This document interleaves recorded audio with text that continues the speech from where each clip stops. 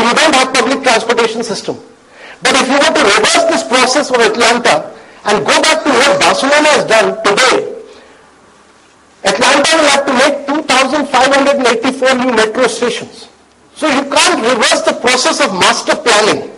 And that is why, to my mind, it's very important that we do good master planning. Now, Gurgaon city has been made by either DLF or Ansars or Unitech. The government failed in its job to do good master planning. And I think this is a failure of the government to do good master planning. Because good master planning would have enabled you to create a good transport system, create a good hierarchy of roads, and allow private builders to do their job of making good housing, which they have done. They have done it's been a failure of the government. And I think the important thing is that when we embark on this process, very reluctantly, very late in the day, it's important for us to do good master planning and use good technology. If you use good technology and do good master planning, you can make a quantum jump. And you can make a quantum jump by making cities which are much better. But there are some basic principles which we need to follow. And the basic principle is that today's cities have to be compact. They must go on a transportation axis. They must be vertically built because your energy levels drop about 40% if you build up. You need polycentric development. That is, you need not one central business district, but you need several central business districts. And a person living there has to be mixed development. And I'm a great believer in mixed development because the person living in a particular place should be able to go to his place of work. Within 8 to 10 minutes, he should be able to get a public transportation to reach his place of work. And that's very important.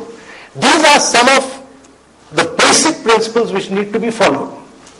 Now, we are in this business of trying to create some of these new cities, and I'll quickly run you through this. But one of the things we've done is that we've looked at planning across the world.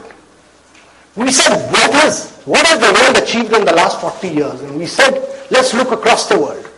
So we said, Korea's done Cheongdo City. We said, China has done Lingang and Suzhou and some of these newer cities and some of those infrastructure. If you the faculty must go and see what has been achieved. Some of you must go to Singapore to see the recycling of water. And they've taken water to the level of sophistication of sewage water to the level of human consumption. Where 6% of Singapore's sewage water is used for human consumption by the Prime Minister and President of Singapore. What they call the new water. But these are things which are important because you can't make cities in Haryana tomorrow which do not have water. And the water will be the biggest challenge. So unless and until you don't recycle water for at least industrial use, if not for human consumption, you won't have water for industrialization. And those are, to my mind, recycling of waste and creating cities which are based on new technology, of smart grids, of using solar energy. These are new technologies. It's not about just a building being green. Let me tell you, a building being green makes a very marginal difference.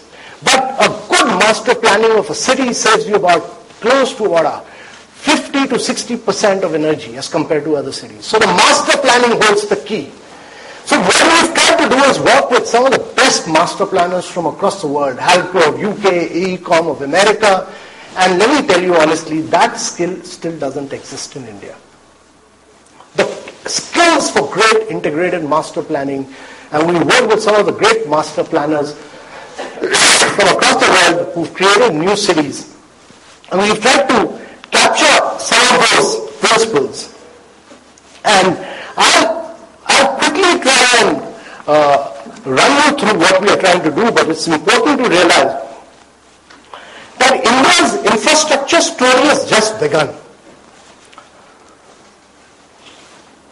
In the next 3 to 4 decades, and this will be a lifetime before, right in front of the eyes of many of the students sitting here, the students here, that we'll be building and creating a totally new India, in the next 3 to 4 decades, we'll be building an India which we've not built for the last 5,000 years. And this will be happening right before us. And it's very important that we use technology as a key driver of this growth. So let me quickly try and take you through what we are doing across this. Our objective, of course, is to develop Delhi-Mumbai corridor as a manufacturing and trading hub. And I talked to you about industry as an engine of economic growth and how other countries like China, Korea, Japan have grown at about 9 to 10% over a very long period.